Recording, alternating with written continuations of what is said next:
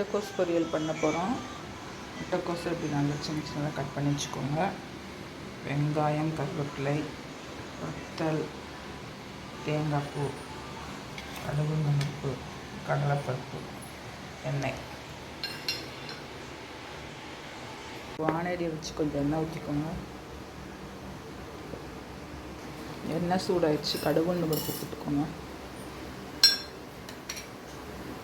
கடலைப்பருப்பு,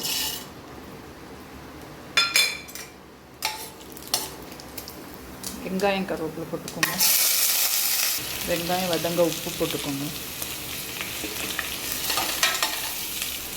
வத்தல் போட்டுக்கோங்க.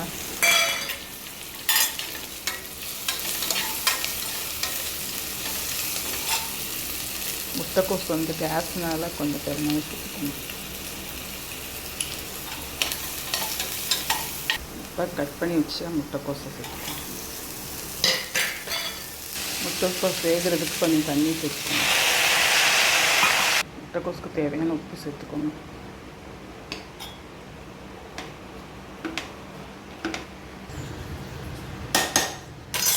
ஒரு மூடி போட்டு வேக விடணும். முட்டைக்கோஸ் நல்லா வந்துடுச்சு. இப்போ தேங்காய் போட்டு இறக்கிடலாம். தேங்காய் பூ போட்டு